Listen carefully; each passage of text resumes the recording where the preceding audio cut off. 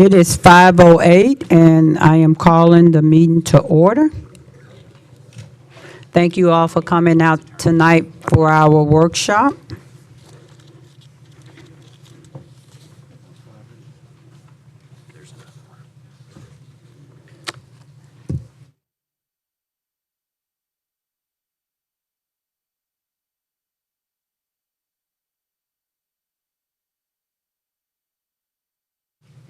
All right, we will start off with our citizen comments.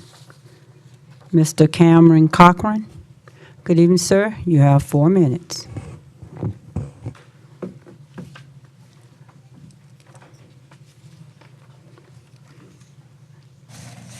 Ladies and gentlemen around the world, tonight you're going to witness hypocrisy in action. DS 24005, discussion item on the operation of vape shops within Killeen. Let me give you a quick history lesson. Under the disguise of the American Rescue Plan Act, the City of Killeen and the City Council freely gave out $1 million to 7 business ventures that are located in the downtown area. One such business is the Aromas Cigar Lounge. They received $239,953 of this free COVID money. Again, all the council members voted unanimously to approve this act. However, tonight the City Council has an agenda item that will take that away. Based on their knee-jerk reaction, the council members said they support previously said they support small business. Tonight, they're turning their backs on small businesses such as the vape and smoke shops. The city wants to regulate where smoke shops can be located. This may include areas that are located near children that have neighborhoods or school districts. It should be known that all the vape shops I entered and met with this week, those owners have signs on the front door that says you have to be 21 to enter that store. Now back to the downtown district and Aromas Cigar Lounge. The downtown area has several youth organizations in a 4-block radius. They include the Killeen Citizens Academy, Boy and Girls Clubs of Central Texas, and the Armed Services YMCA Killeen. Tonight, the City Council is seeking to approve new rules for the smoke shop and vape shops in the area where children are at. Does that mean the Aromas Cigar, who received $239,000, now has to leave the city of downtown, has to return the money? Or the money that he received about a year ago, maybe he couldn't open his doors. Who knows? On the list, if you look at the requirements, they're highlighting 5 vape shops that are located within 1,000 feet of a public school. Sad to say that the owners are going to now have to relocate if the City Council moves forward with these 5 businesses. Who's going to pay them? You're going to hand them free COVID money as well to move their shop?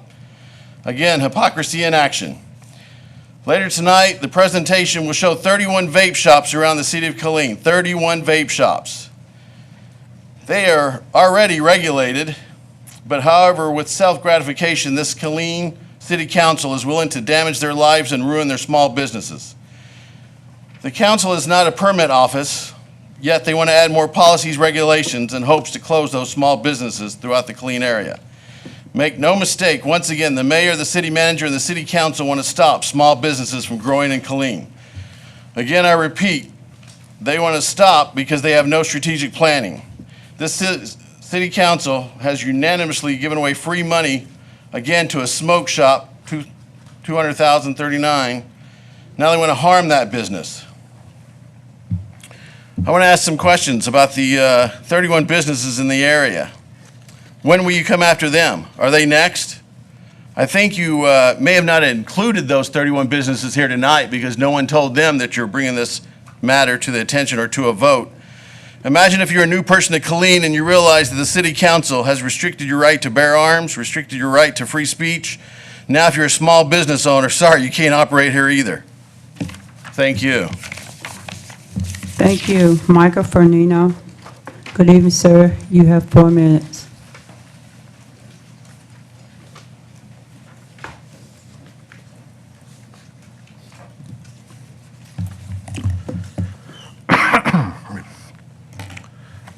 Coming in on the heels of what Dr. Cochran had to say with the vape shops, this is something that I have been at this lectern time and time again.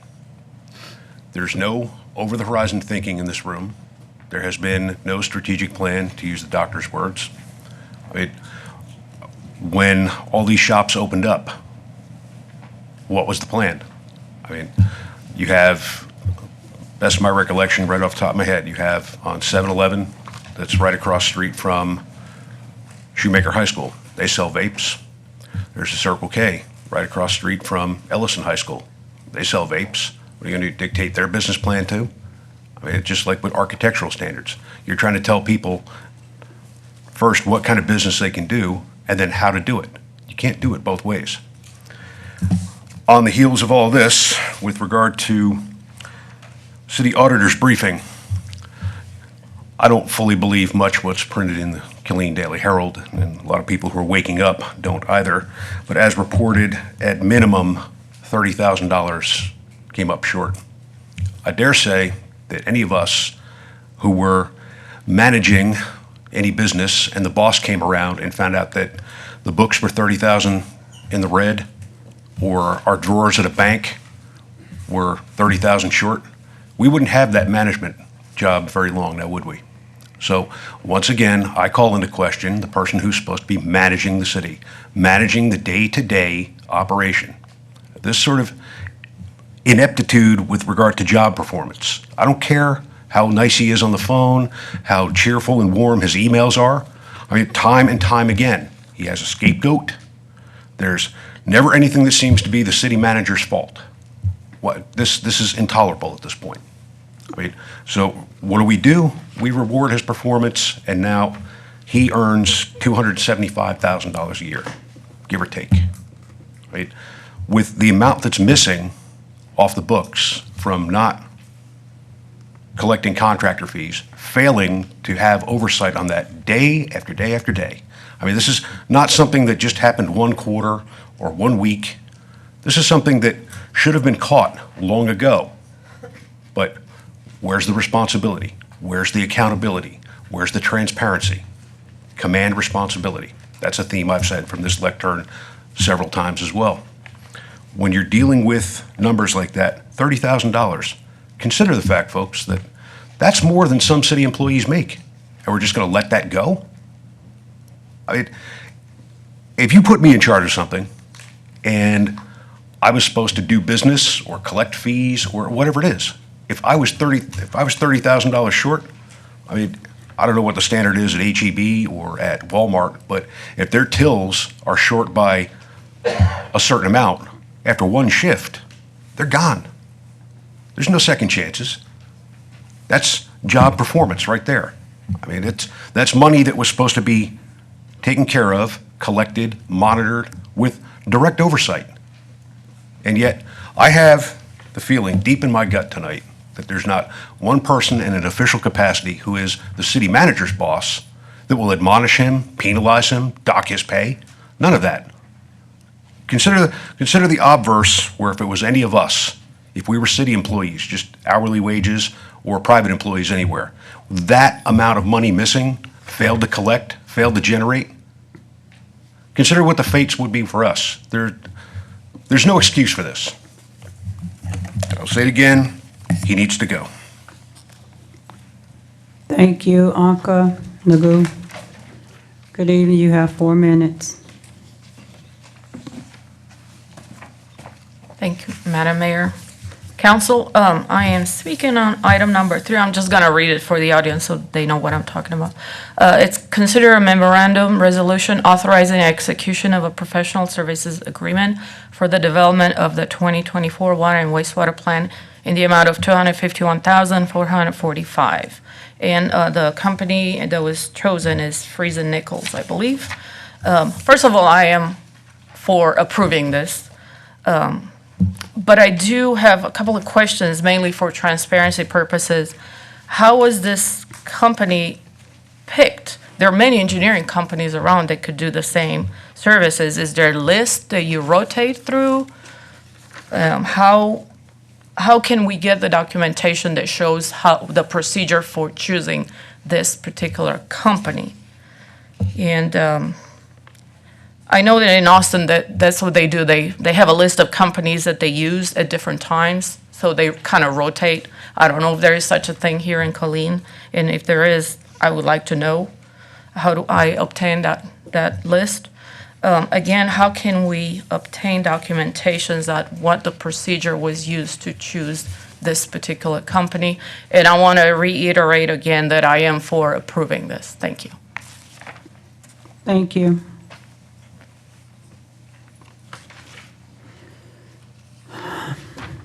Sean Price. Good evening. You have 4 minutes.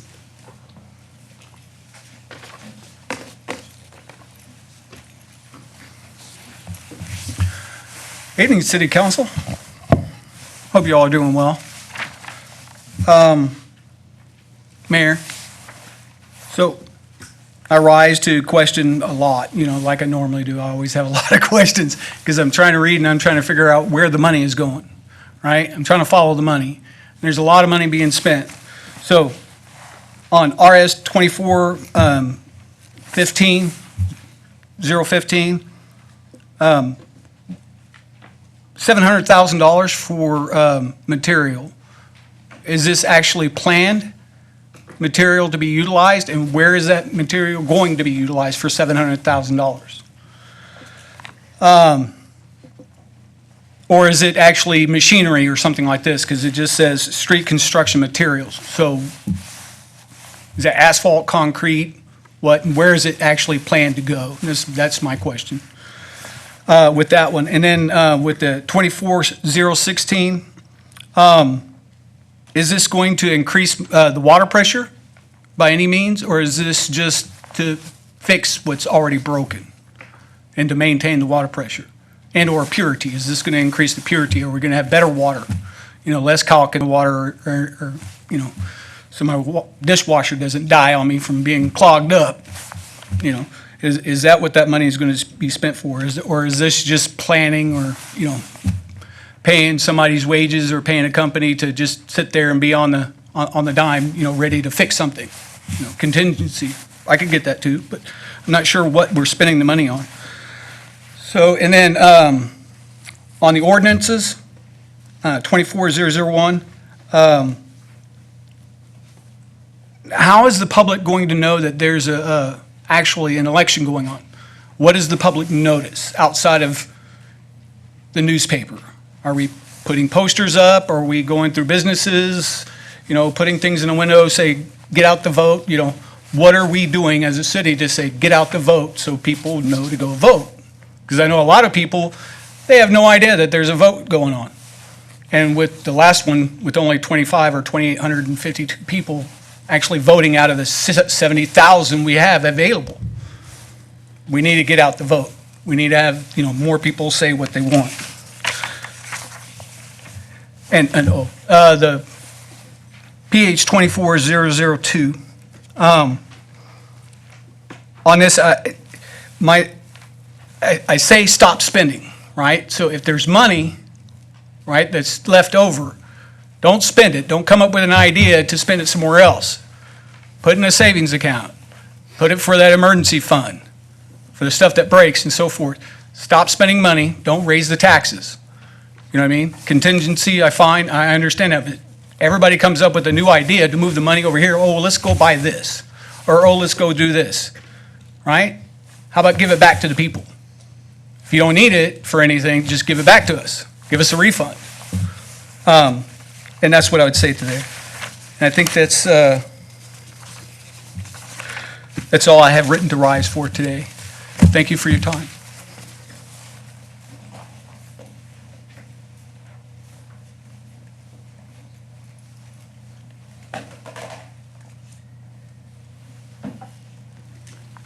Thank you. Mr. Ashner? Good evening, sir. You have 4 minutes. Good evening, everybody. I just saw that my smoke shop, which is Clean and Vape, which is located at 1104 Old FM 440 Road. It's been mentioned that it's going to be closed and shut it down. And I don't know for what reason, because it only says that it's close to the public school. about within 1,000 feet. And I don't know who did the measurement. And the second thing is, if I lose this business through this business, I bought a house, I start my new life because I'm a veterans. I was a military guy with the U.S. Army in Afghanistan. So I just started this business. And I have 2 employees working. They are supporting their families through this business. So the second thing, if I lose my business, I have to restart my new life from zero. And I have 2 employees working, and they're supporting their families through this business. And the second thing is, I'm not sure exactly who did the measurement because my business is not located to the public school within 1,000 feet. And the third, I would like to mention that if I lose my business, who would pay me?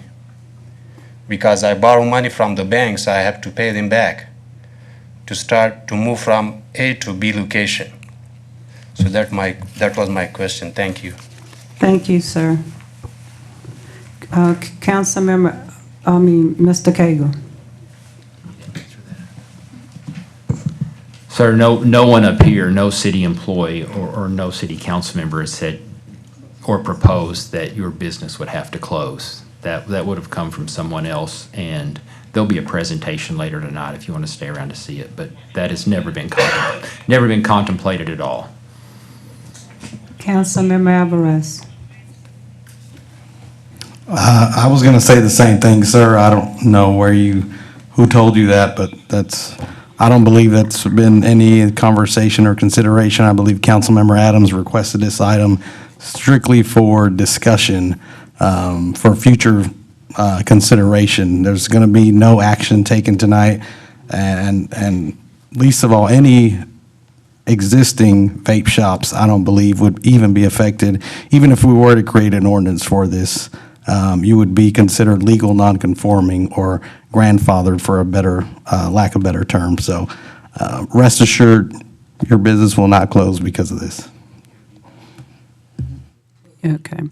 So anyone else before I speak? All right. Thank you all for coming up and giving your comments.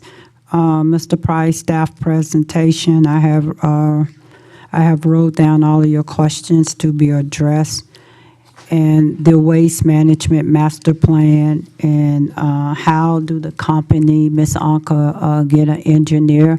That question will also be asked during the presentation.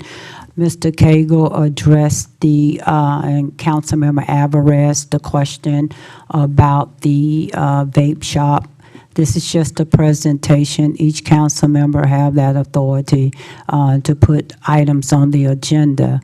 Mr. Cagle nor I can stop that because once they request it within that 2 weeks, we put it on the agenda, and the council will decide once it's placed on the agenda if they want to move forward with making any regulations or any changes. So it's just in the workshop, it's just what it is for discussion. And our next meeting, our council meeting, predicated on what the council states tonight, whether it will or will not even be on the agenda, but this is just a discovery phase. And also to address the $30,000 from the fees from our developers or builders. It's just that we have an auditor, and that's his job. The auditor works directly for the city council, and Mr. Cagle does have oversight of the daily operation. And with that being that situation that occurred, it was not like the council did not know about it, and there's policies that have been put on place as we move forward in the future that those mishaps will not happen. There was a big change in employees, and it was going backwards and forward, so it's not like someone took money from the city. That was the system. A better system have been put in place. And with that being said, Councilmember Boyd had a presentation today for the Star Award, and that individual, unless you want to say something. please. Thank you, Madam Mayor. Unfortunately, today's Colleen Star Award recipient is currently under the weather and unavailable to accept the award today as planned. So I'll need to make a motion to approve the agenda with the postponement of PR 24-001 until a further date. We don't, it's not this is a workshop. That is correct. Thank you, Madam Mayor. You're welcome.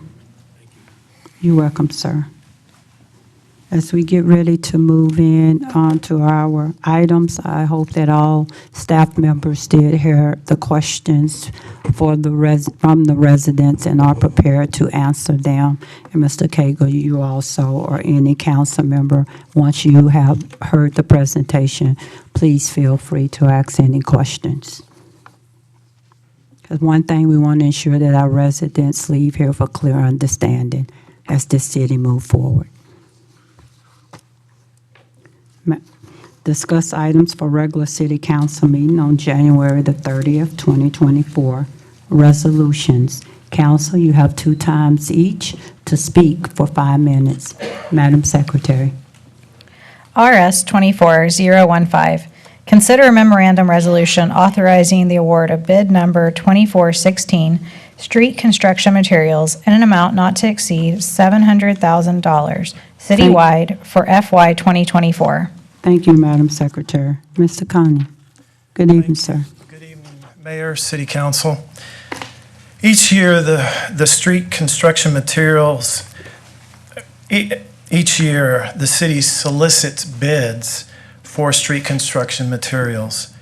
Materials are used by multiple departments in a variety of different applications, including the construction and repair of roadways, parking areas, and water mains. Contracts can be utilized by multiple departments within the city.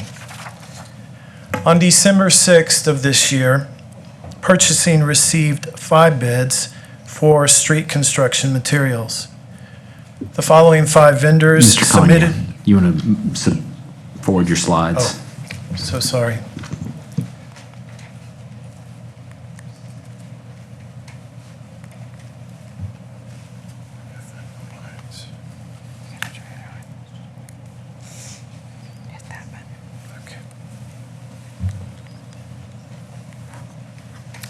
Sorry about that. On December 6th of this past year, purchasing received 5 bids for the street construction materials. Those who submitted bids and those who were selected were from these 5, which is Centerline Supplies, Craftco, DIJ Construction, Colleen Crushed Stone, and Texas Materials Group.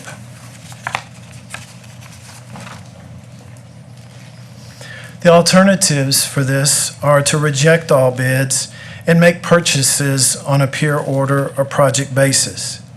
The other alternative is to authorize the award of bid number 2416 for street construction materials to be selected to vendors in an amount not to exceed $700,000 citywide in fiscal year '24.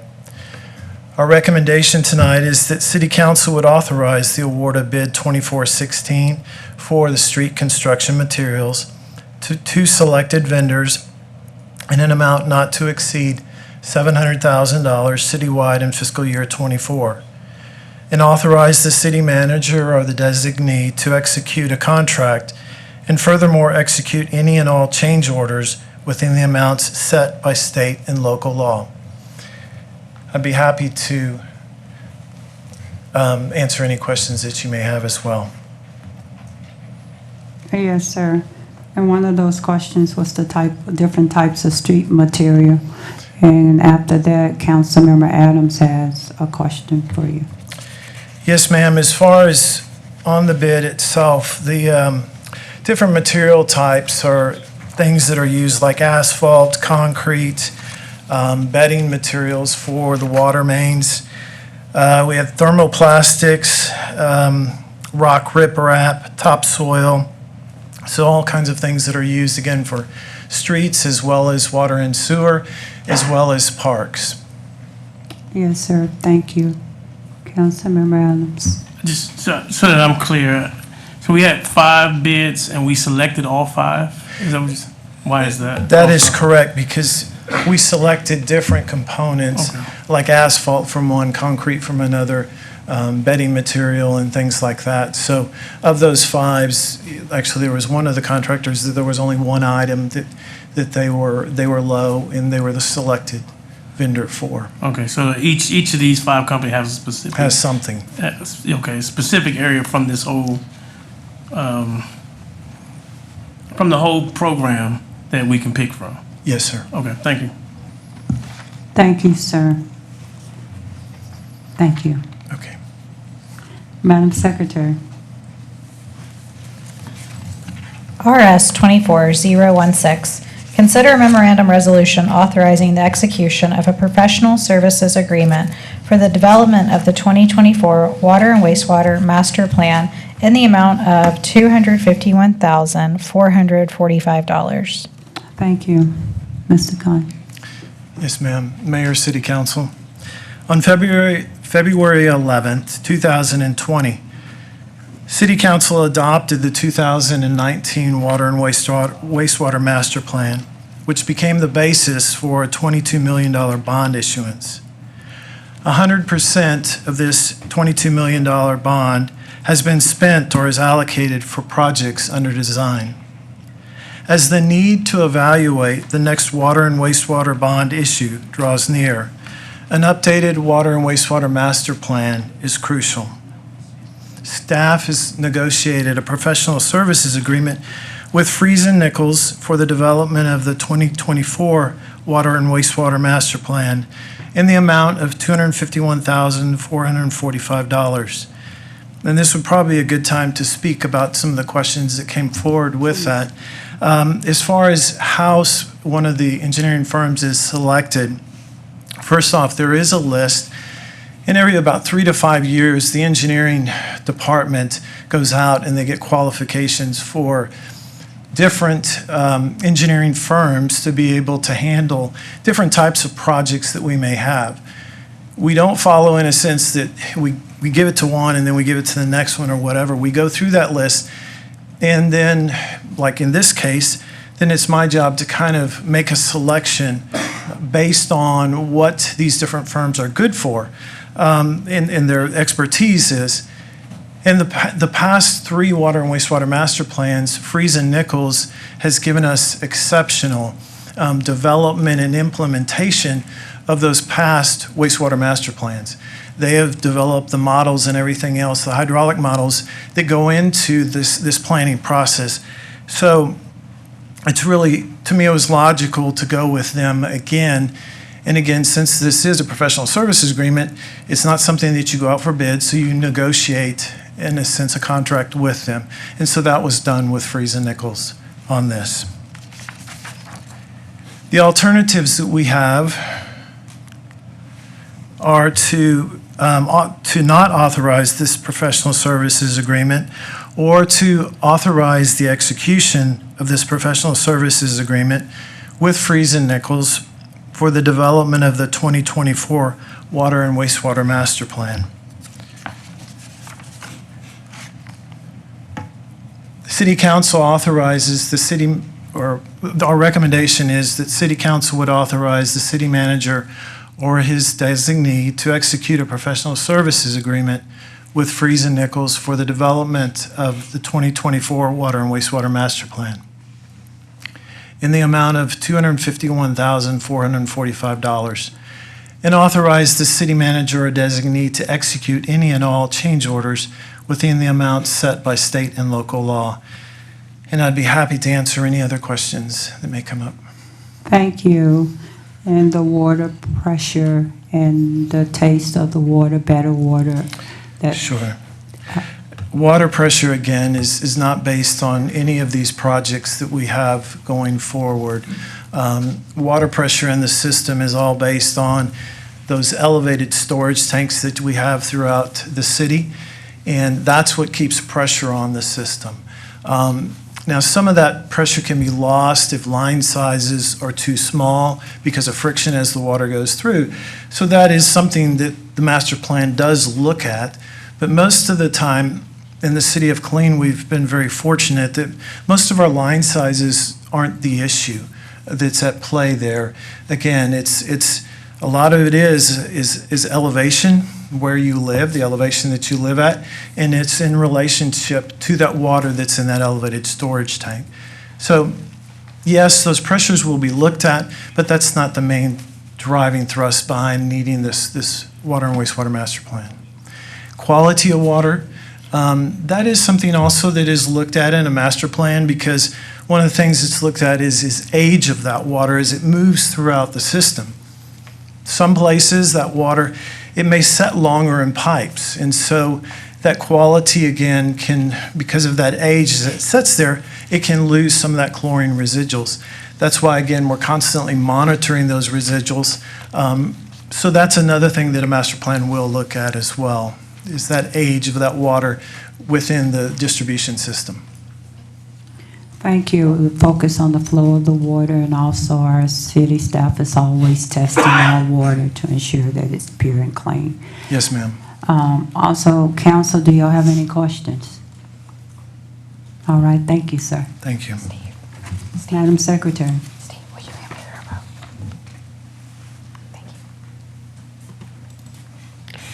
RS 24017, consider memorandum resolution to hold a joint general election with Killeen Independent School District and the Tax Appraisal District of Bell County. Thank you.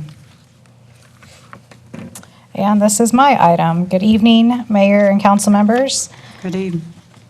The City of Killeen has previously held joint elections with Killeen ISD and other entities in previous years. This year, the Tax Appraisal District of Bell County will be holding an election in May to elect 3 at-large members for the Appraisal District Board of Directors. Killeen ISD will be electing 2 members to their Board of Trustees.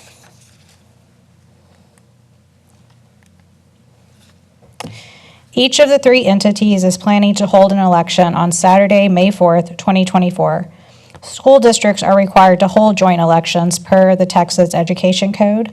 Additionally, the Texas Election Code allows for joint election agreements. The contract for election services before you this evening separates early voting and election day due to the various duties and services of contracting officers associated with early voting and election day. The 3 early voting polling locations and the 8 election day polling locations are also noted and separated out in the contracts.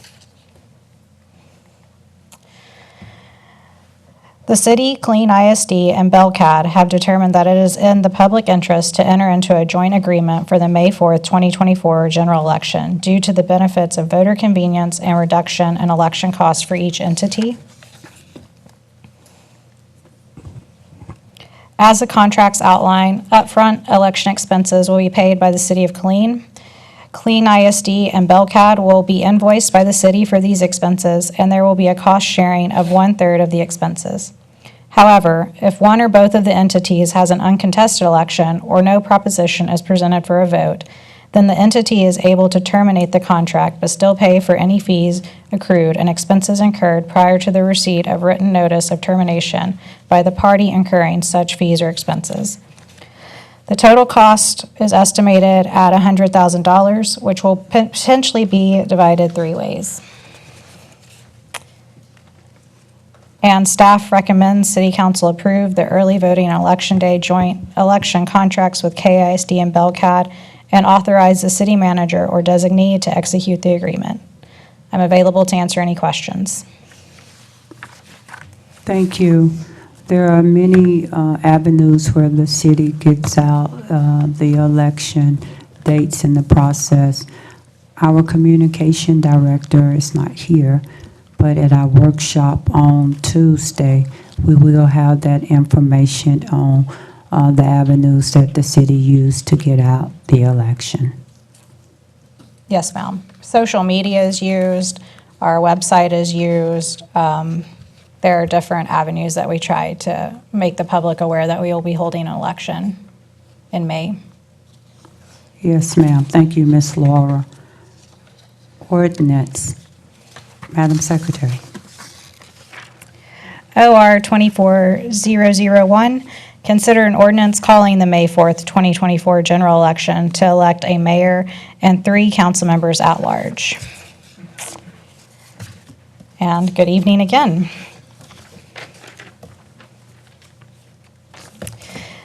The ordinance before you this evening is to order the May 4th, 2024 general election for the purpose of electing a mayor and 3 at-large council members. The current office members are Mayor Debbie Nash King, Councilmember Jose Segarra, Councilmember Ramon Alvarez, and Councilmember Riacos Adams. The first day to file an application for a place on the general election ballot began Wednesday, January 17th. An application may be presented for filing by personal delivery, mail, email, fax, or any other method of transmission. The last day to file an application for a place on the general ballot is Friday, February 16th by 5:00 p.m. Early voting will begin on Monday, April 22nd. Early voting will not be held on the weekends. The last day for early voting is Tuesday, April 30th. Please note, polls are open from 7 a.m. until 7 p.m., the first and last day of early voting. The rest of early voting weekday polls are open from 8 a.m. to 5 p.m. Election day is Saturday, May 4th. Polls will be open from 7 a.m. to 7 p.m. As in previous years, early voting will be held at Killeen City Hall, Jackson Professional Learning Center, and Lions Club Park Senior Center.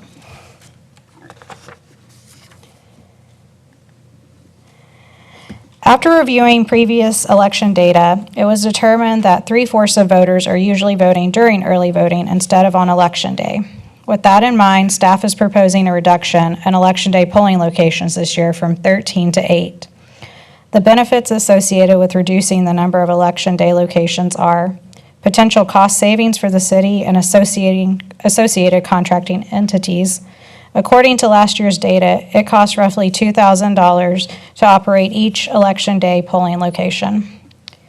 Americans with Disability Act compliance. Some of the locations utilized previously were not within ADA regulations and standards set forth by the federal government. Parking concerns and limitations at some of the locations, especially the fire stations. Public safety issues with utilizing a polling location that is functioning as an active place of work for others during the election. And then hiring qualified judges and election workers can be a challenge, and reducing the number of polling locations can provide the city the opportunity to hire the most qualified individual to assume these roles. Here are the proposed polling locations for Election Day. Again, there will be 2 polling locations for each city district. And these are the Election Day polling locations continued.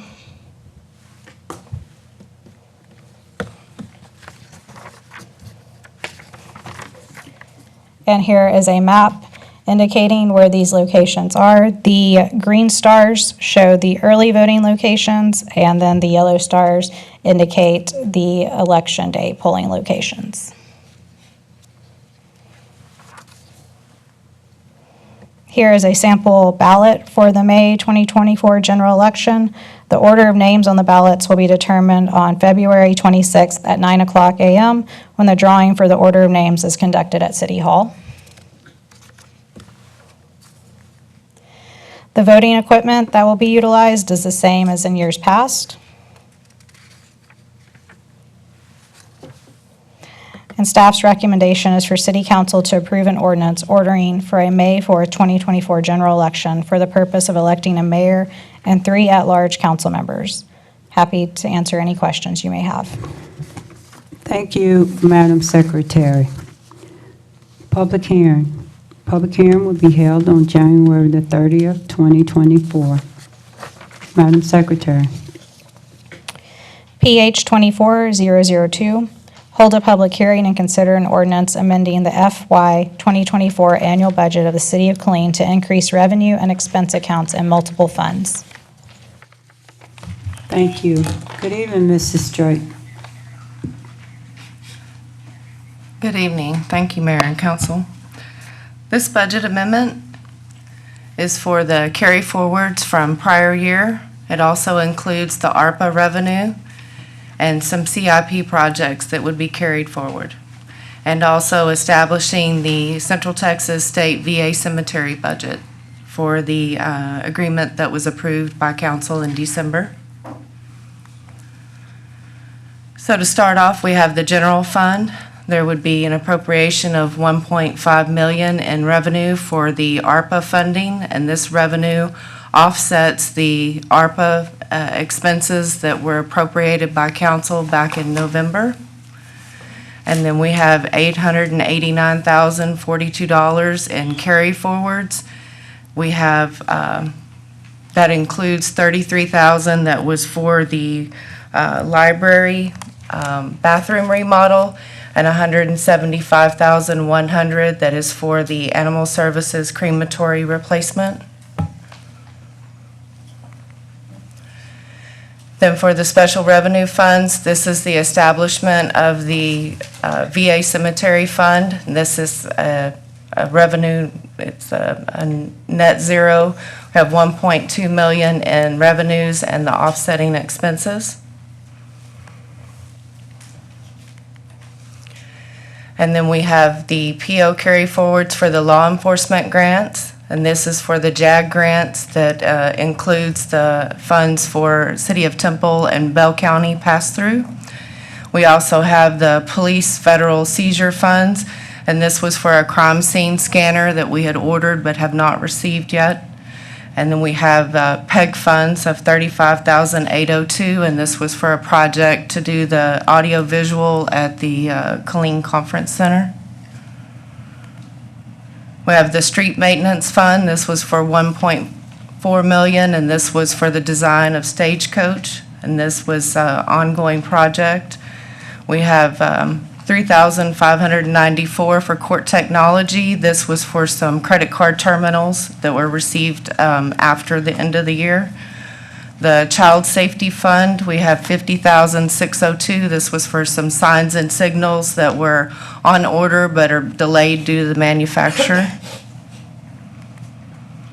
For the tax increment fund, we had some POs that were carrying forward for the Skylark AWAS project, and that was these amounts.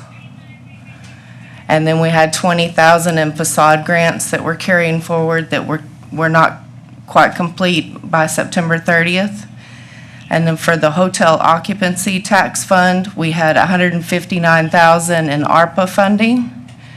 And then we had $132,000 in PO carry forwards for that fund. And then for CDBG, which is the Community Development Block Grant, we had some POs that were carrying forward for some projects. We had $32,000 that was carrying forward for the AA Lane project, $78,000 for the Condor Park, $27,000 for housing rehab, and then these last two are for the senior center. This is the revenue, and these are the offsetting expense.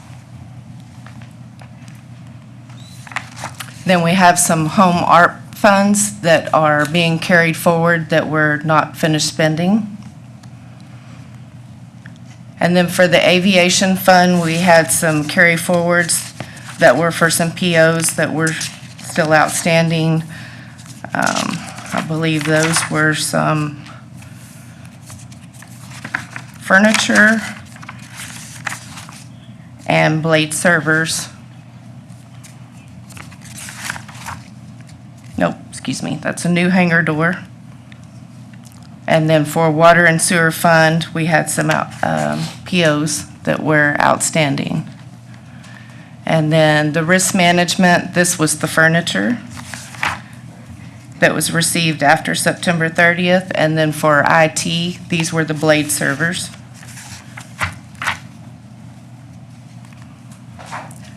And then for our CIP projects, we had $895,000. This was ARPA funds, and we have the revenue and the offsetting expense. And these were projects that we're carrying forward. And the same for the water and sewer capital projects. This was the municipal golf course water supply. These were the legal services for that. And then for the solid waste, this was for the hardware conversion that was not complete by the end of September. And then for the Aviation Capital Projects Fund, there was $5,955 remaining. This was on the KFHRA Pavement Management Program. And then for the AIP grant funds, we had the revenue and the offsetting expense, and this was for design engineering. And then the PFC, or the CFC Facility Charge Fund for carry forward PO for $12,170, and this was for consultant work for rental car concession agreements. And I'd be happy to answer any questions you might have. Thank you, Mrs. Drake. Councilmember Adams. Thank you, Madam Mayor. The only question I had was for the CDBG funds. Isn't there's a time limit for us before the federal government wants it back? Or is it as long as it's obligated? We won't have to send it back. I would have to get with Okay. Tiffany on that. I believe it's as long as you're obligated and starting to spend it. Okay. And because those are But we already. can get a firm answer from All right, thank on you. that. Thank you.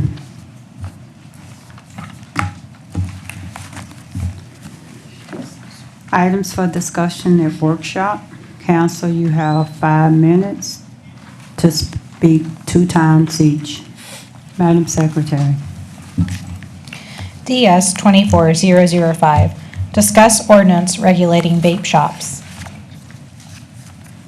Good evening, Mr. Revere. Good evening, Mayor and City Council, as well as City Manager and Assistant City Manager. As noted, this is a discussion item. This is in response to a request from the City Council back on November the 14th to take a look at if there are options associated with regulating vape shops, should the council choose to pursue such options. It's a discussion item, and, you know, items like this, we welcome the public input, and so it's good that we have the public here as well. Currently, vape shops are permitted in all districts where retail stores are. So B2, B3, B4, and B5. Vape shops are currently permitted in all of those, all such districts. A couple of considerations. Tobacco products, the federal law prohibits the sale of that to those who are under the age of 21. In addition, the definition of tobacco products actually include vape products. And so as it's noted there, smoking tobacco, cigarettes, cigars, e-cigarettes, and that's typically a vape product is considered e-cigarettes, smokeless tobacco, chewing tobacco, and snuff. But again, all tobacco products right now are prohibited by federal law to be sold to those who are under the age of 21. Vape shops, as noted in the last slide, the last bullet, vape shops are considered to be tobacco products as well. And they are commonly sold, not just vape products are not only sold in vape shops, but they are also sold in C-stores, gas stations, drug stores, grocery stores. You all get the point. So this map here really explores an option. And the option that's being explored is if we were looking at all schools across Killeen, the city of Killeen, and so all the blue boxes represents the schools, and we said if we put 1,000-foot buffer, so that red represents 1,000 feet out from each school, what properties, what commercial properties would be included in that buffer? And so this first map is just showing schools and then 1,000-foot buffer around them. The next map is actually showing, okay, within, so you still got the blue school, the blue boxes, but all the red boxes now represent those commercial properties that are within that 1,000-foot buffer. So these are commercial properties that would potentially, could potentially have vape shops or could potentially have establishments that sell vape products, right? Like we talked about the gas stations, the convenience stores, the grocery stores. And so that's what this represents here. And I believe that number of red establishments or commercial properties is estimated to be about 100 or so. So within 1,000 feet of schools. But again, that red could be a vape shop, or it could be Taco Bell, okay? The other thing to note as we consider this is that any change that we make to a zoning ordinance, state law does require that we provide proper notification to those who are affected by that change, especially if that change makes it such that the use that they're currently or being able to do by right, especially if it says that is no longer allowed. And as Councilman Alvarez said, in that instance there, the establishment is still allowed to operate, so they wouldn't be shut down, they wouldn't be closed, they're still allowed to operate. It's just that their zoning is different, their zoning use is different, but it's still allowed because they were there before there was a change in the requirement. Okay, so they will not be closed, nobody will be, if the council chooses to pursue an option that involves properties losing their designation and they become non-conforming, none of those properties would be closed as a result of that. None of those properties would be shut down as a result of that. The use would be grandfathered in. And as long as they're continuing to operate, they would not have an issue or a challenge. So any change that triggers that change that they're legal non-conforming, then the second bullet says that staff has to legally notify all of those property owners, make them aware of what the change is, and also make sure that they understand that they can still operate and under what conditions they can continue to operate. So all of that would be part of that process if that's what the council chose for us to continue to pursue. And looking further at that, what we did was say, okay, if 1,000 feet was used as a requirement, basically saying that vape shops cannot be located within 1,000 feet of a school, what would that look like? Who would be affected? How many vape shops potentially would be affected? And from our desktop research, I don't know if all of this has been field verified yet, but from our desktop research, we've identified about 5. Okay?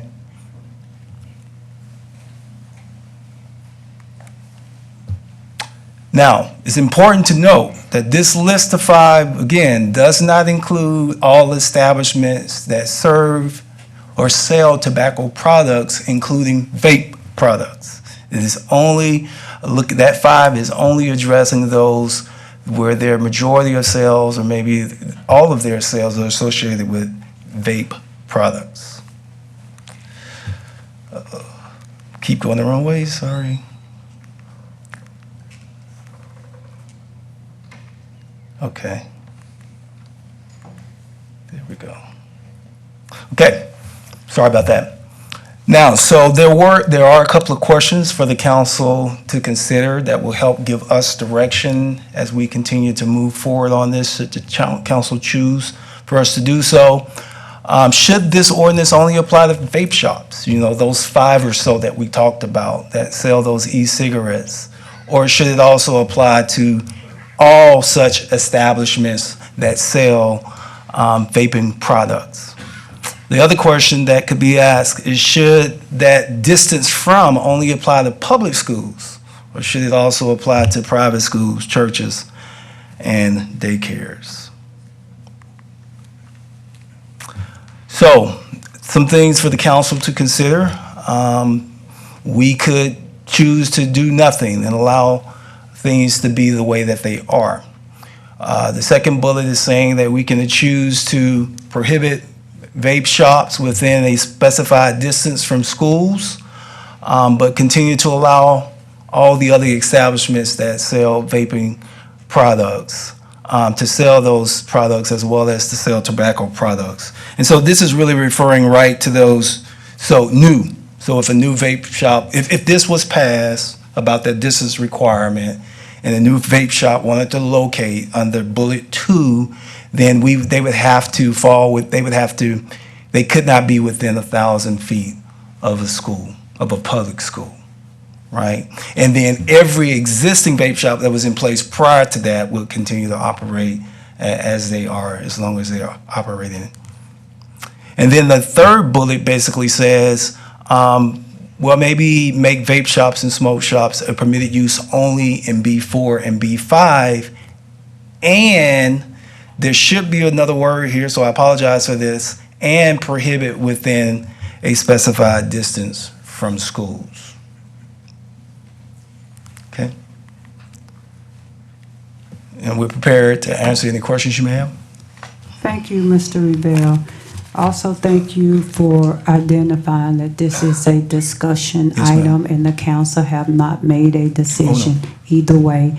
And I think you also clarified that the city of Killeen did not send out any notices about a business being closed. No, ma'am. From us.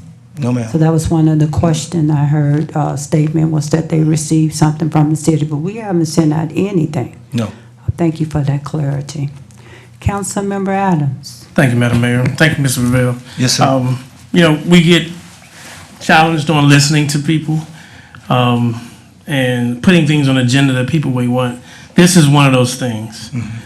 We have residents that are upset that think that the city is not doing enough to support our school district, which, by the way, has a high number of vape cases and students getting caught with tobacco products of whatever the type, whether it's marijuana or just regular tobacco. And being a major stakeholder and a partner with our school district, this is a way to support it. If anyone has gone out and told a business that and impersonating the government, I think you guys should notify the police because we didn't do that. And I believe that's against Texas law. But this is a matter, this is an item that a bunch of citizens have brought up because they were outraged that we would allow shops to be placed in certain places, and how come we didn't do anything? Well, just like we can't erase a road that was placed that's dumb, at least we can fix it going forward. Yes. And I'm glad this is a discussion item and not an action item. And you're asking for, because there are other cities that have examples, and we can continue to do our research before this item takes place. No small business is going to be affected. No small business is going to be closed because we don't have the right to do that. I'm sure there are business owners up here that it would kind of be counterproductive as well as hypocritical to do such thing. Yes, sir. But we do have residents that are concerned. We have our administrators at the districts that are concerned, and mentoring at Gateway. About 90% of the students that come through Gateway are there because of their ability to get a vape shop. I'm not going to say there's places where they get them because I'm not going to get into that. But most of them say they went to the shop. And a lot of times the market should police itself. That way the government does not have to get involved. And I would even charge the current vape shops to police each other. Say, hey, make sure they, check IDs. And I know many of you do. But with that, the question, I guess, there is a legal definition for schools in Texas law that just covers what a school is. Do you know? I mean, in our ordinance, we define schools, and there are private schools, there are different kinds of schools, but you could include what you want in your definition of schools. Just trying not to reinvent the wheel there. And then for alcohol, what's the distance of alcohol sales from a school? Alcohol, excuse me. Typically I can find it. I believe it's typically 300 feet. It's Okay. typically 300 feet. It's at least 300 feet. Yes. So this ordinance would almost be exactly the same. We don't, if we do nothing, it's saying, hey, and I'm not saying children are going to go buy alcohol. I'm not saying they're going to, but I just think, thanks for answering that question. It's the same in the sense that we're talking about a specified distance. Yes. Need to still determine what that distance may be, if that's the course the council Right, wants to and council, I would, even going forward, we give them direction, but still come back with the options based off of whatever direction we give, and then we can decide from that, instead of just setting it today or or narrowing the focus. Thank you, Madam Mayor. Thank you. Councilmember Sagara. Thank you, Mayor. And right now, there is no distance for vape shops in schools. Is that what we're saying? sir. Yes, It's sir. zero? Right now, there is no distance requirement, and right now, they can be in B2, B3, B4, and B5. Okay, as long as it's business. Yes, sir, as long as retail. Yes, sir. Okay, I understand. And, yeah, I just want to emphasize that, you know, I don't think that, you know, we as a city should regulate them. You know, right now, I think they have their own regulation. They have to have, you know, you have to be 21 years and older to get in, right? They have to regulate that. And just like a liquor store, and a lot of times, I know we're trying to look for something, because we do get a lot of calls from people sometimes, but sometimes, you know, as much as we try, sometimes those concerns are misguided as to what makes a difference. Because from my perspective, and I don't go to vape shop, I know our people here that have it, but from my perspective, you don't get a little kid walking into a vape shop and saying, I want to buy this. I've even seen them at the gas station when I go there, and they ask for cigarettes, they always ask for IDs. And so that's kind of my experience that I've had, because I know that they can get in trouble for selling things to minors, if I'm not mistaken, right? Yes, sir. So I think a lot of times, you know, I agree with a lot of our speakers. I mean, we want to try to do the right thing. We just want to make sure that we're setting, well, we're not overreaching, you know, as a city, because they are regulated already. And, you know, I'm glad to have this conversation, but again, I want to just reemphasize, there's no action here. It's just something that we need. I appreciate you guys coming up and voicing your concerns, because that kind of makes us more attuned as to what's out there, who's out there. It gives us, I'm glad with this presentation, it gives us an idea of all these businesses that are doing vape. And, but, you know, again, from my perspective, they are regulated already, and I think that we've dealt enough of things like this that I think, from my perspective, have to do more with the state. So, Yes, sir. thank you. Thank you, Councilmember Sagara, for pointing out the convenience store, because you can purchase those items online, HEB, gas stations, and they do have a sign at 21 that they do come in. Thank you for that. Councilmember Gonzalez. Thank you, Madam. So my questions were kind of in line with what Councilmember Sagara has already touched on, but again, to that point that was made before, the Texas Comptroller, they've already put out a lot of increased regulations starting January 2024 against the vaping. We know that there's an uptick, to Councilman Adams' point regarding our school district. It's happening all across Texas. They're starting to track the numbers of vaping incidents that are happening. So we understand the concern is out there for our citizens, but also the state legislation is working on tightening up the laws on these businesses that are selling the product. Where that's where the penalties should lie ultimately, because it is their responsibility to make sure that they are doing their due diligence and not selling to minors. And then also on the flip side of that, there's penalty for minors in possession that have also increased, that parents need to be aware of as well if they're involved with that type of thing. So the legislation is trying to keep up with this unfortunate trend here. So my concern, I guess, would be, Mr. Vella, you mentioned something that was good I hadn't really thought of, which is what the definition of a school is, because you have now schools, public schools, private schools, charter schools, home schools. I mean, that could just really be overkill at this point. So my question, I guess, would be, would it make sense to put it in line with whatever the alcohol sales ordinance would be, if that was it, you know, moving forward? So that way it's all in line and it's all together, because those do have those age requirements put to it. I don't have that answer yet, but that would be my only question, would be that my concern would be overkill there. But I do think that the state is working diligently to regulate those industries that are selling those products.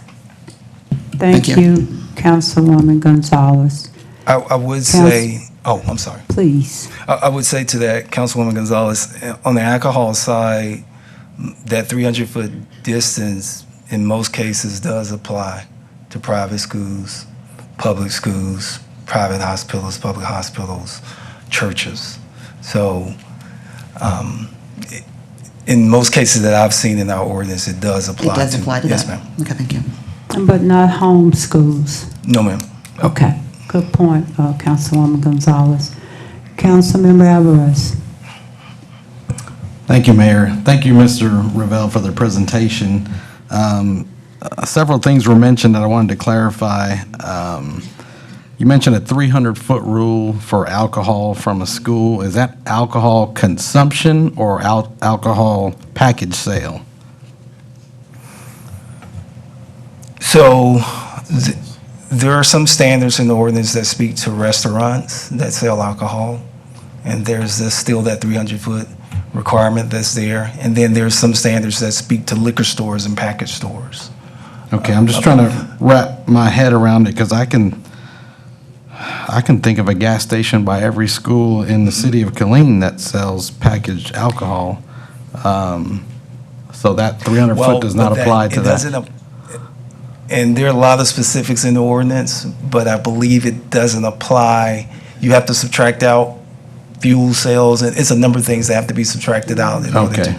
gotcha. So it's if the majority of their business comes from alcohol sales, then they're classified and the 300-foot rule applies. That is my understanding, but I know Ms. Holly, the city attorney, is looking at the ordinance now. And the regulation regarding alcohol sales within 300 feet is in District B3A, Local Business and Retail Alcohol Sales District, and applies to package stores.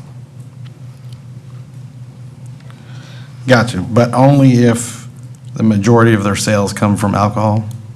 Is that correct? Like a gas station that sells beer, they're okay to be across from a school because the majority of their sales are not beer? It doesn't, I'm going to have to go down and dig down into each of the Okay. definitions of package store and all of that, but Gotcha. yeah. And that's what, I guess that may be the point that I'm leading to is, these kind of ordinances, I think, they can get really convoluted or confusing really quick. And sometimes the easiest or the simplest solution is one we may or may not be considering. I think there's a lot of variables in there. I think it would be something tough to enforce. We were all kids once, and there were age limits on all the things that you could buy, but you always know somebody that you can get it from. That it's not to say that the majority of these kids who are in possession of vape devices got them legally. So even if you were to say, okay, well, no vape shops allowed 1,000 feet from a school, well, if they're not getting them that way anyways, I don't want to, I hate to put something in place that may or may not make sense if the problem that we're trying to address is to getting these things out of the hands of kids in our schools. How do we do that? I don't know what that answer is. I'm not sure that this is the answer. But definitely a good conversation to be had, so thank you. Thank you, Councilmember Alvarez. Anyone else? Okay, so council, this is my perspective after listening to each one of the council members to share their opinion on it. I agree with Councilmember Adams that there is a problem, especially in the school system, with a lot of kids getting in trouble because they are vaping, and there is a penalty for that. This council believes in small businesses, so we don't want to be in a position that something we believe in that we take away from individuals starting a small business. Mr. Revelle had a recommendation about B4 and B5 as we move forward. If we did want to change the ordinance, that would be the location that we would have that in that area. But what I highly recommend to the council, and it's just my opinion, I recommend that we put this on our state agenda and make it one of our talking points at the state level to deal with this issue. Because how can we regulate, as Councilmember Segarra stated, how can we regulate a business owner trying to start? And that's their livelihood. So that's something that we should really look into. We have options from the city staff. Councilmember Alvarez made a great point. Once we start putting this into an ordinance, then we are now in the weeds. And how can you regulate that? And it would take up a lot of our staff time and resources to ensure that we reach out to every business owner that falls within whatever ordinance, if you decide to put in place. And I do want us to keep in mind our youth, and we just have to see what kind of way, if it's even our police officers or our judge, just throwing this out there to go out to the schools and talk, or council members getting the information, hey, this is the pros and cons of what you're doing. I don't know, but I do think that this is much higher than us, and that it should be dealt with at the state level. So that's just my recommendation. So, Mr. Revelle, are you looking for any leeway from us? Or Yes, ma'am. I think we're at a point now where we have the options in front of us. We just need direction in terms of where the council would like us to go. As you mentioned, that last option could be a course of action that we could pursue, but, it's up to the council. Yes, sir. I think this is an item that we can table, and the council can decide tonight, or they can give recommendations at state level, or come up with one of your alternatives. Yes, ma'am. Or table it. So it's some options out there. And I'm gonna go back to the individual that brought this to the council, because he did bring in us Councilmember Adams, and see his thoughts on this. Councilmember Adams. Thank you, Madam Mayor. I agree. I mean, the whole intent is not to stop the children vaping, but to do our part, because this is only a zoning issue, first and foremost, because we can't affect the other side, because that is, like you said, that is a state law. So I would do a motion of direction to focus on the zoning, the B4, B5. Okay, Councilmember Adams made a motion of direction for the alternative presented from city staff, Mr. Revelle, zoning B4 and B5. Councilmember Sagara. We need a second to that motion from anyone. Is that you, sir? No. Okay, that's I'll not second. you. Okay, Councilmember Boyd, second that motion. Mayor, If the- I'm sorry, Yes, can I sir. seek clarity? Yes, sir, please. And that would be this last one, make vape shops, smoke shops a permitted use in B4 and B5 only, and prohibit within a specified distance from schools? Yes, that recommendation, yes. Yes, sir. Okay. And making it clear, it has zero effect on the current shops Yes, ma'am. that are in place. Yes, They ma'am. are grandfathered. Okay. Well, Councilmember Adams, if you don't have anything else, see Councilmember Boyd still would like to speak. Do you have anything? Okay, Councilmember Boyd, and then Councilmember Sagara. Thank you, Madam Mayor. And excuse me, I came into this issue a moment ago. Could you kind of discuss what B4 through B5 looks like? If they're in those locations as opposed to being close to schools? I mean, what's the purpose of that? So currently, if we're talking about vape shops, currently they're allowed in B2, which is retail, B3, which is retail, B4 and B5 is just larger scale retail. And so what we're talking about is limiting the number of zoning districts they would be allowed by right. And then within those two districts where they would be allowed, only if they are not within a specified distance. Right now, the distance that we've been using is 1,000 feet from public schools.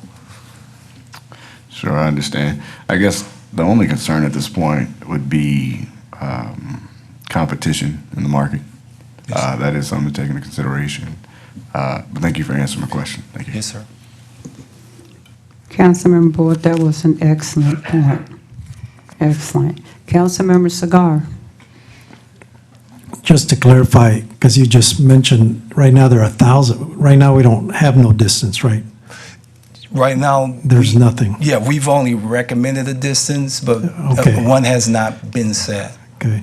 My question is, like, if you have a business and it's a vape shop, do we have any vape shops that are like B2? What is the standard? You know, if somebody's starting a vape shop, what is their zoning? Is it B2, B3, B4, what is it? As long as it's B2 and up. And do we have any of those that you mentioned? I don't know if you're able to tell me. Are those B2s, B3s? Sure. What are they?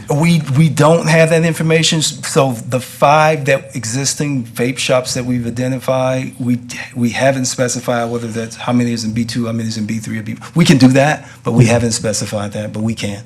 Yeah, and that'd be good. And as far as the distance, I know that a good example is like we're trying to revitalize our downtown, and we Yes, sir. went through this before because we had distance when it came out to liquor.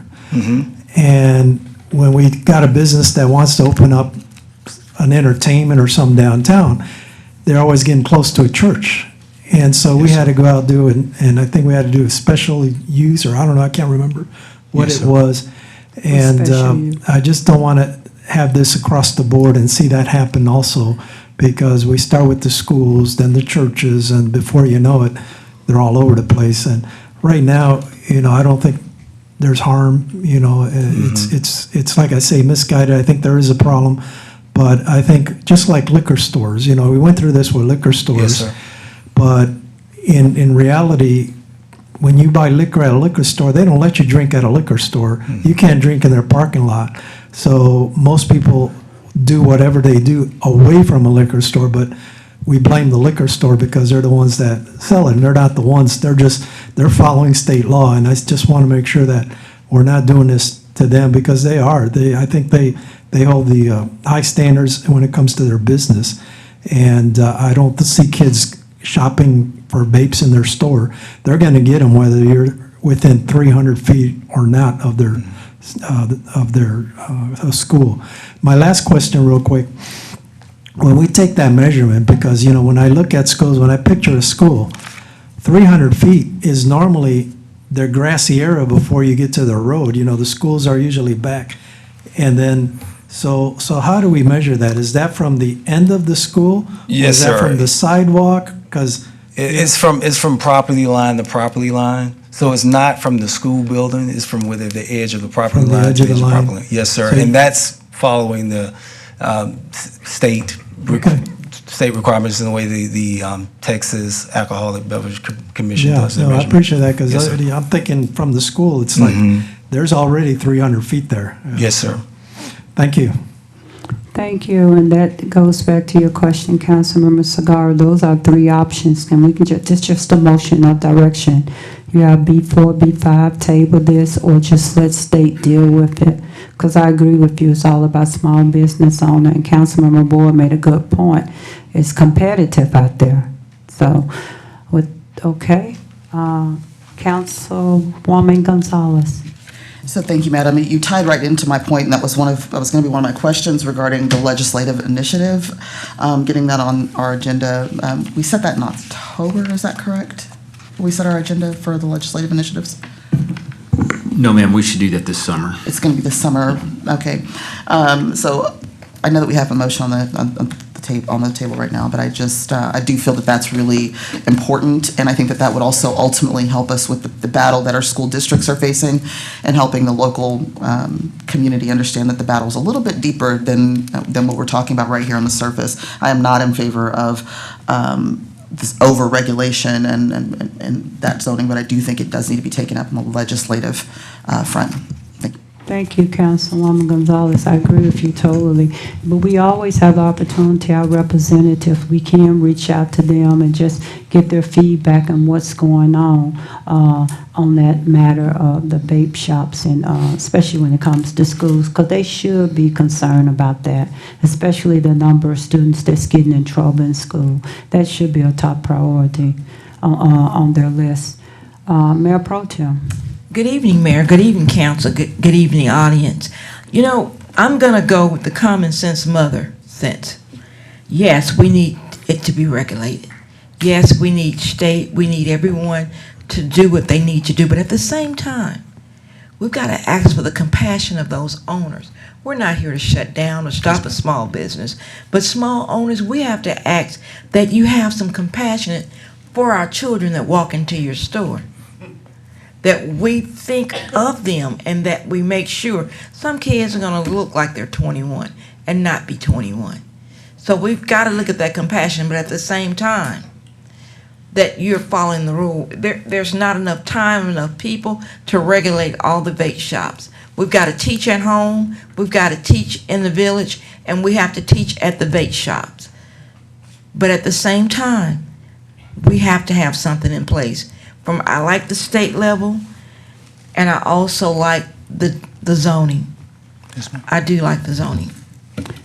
So, thank you, Mayor Pro Tem. So, Mr. Revelle, Yes, you ma'am. do not have a distance. Are we going with the 300? But that's up to the. Yeah, that wasn't in the motion, so, Yes.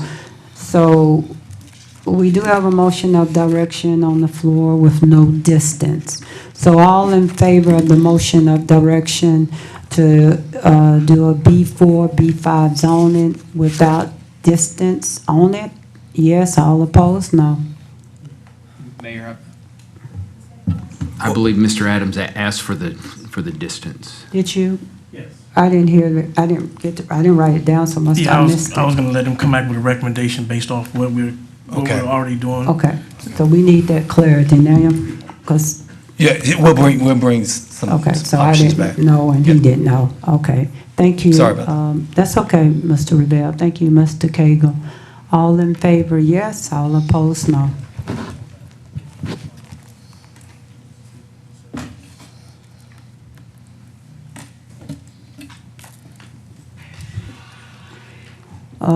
Motion carries 4-3. Thank you, Mr. Revelle. Thank you. Madam Secretary.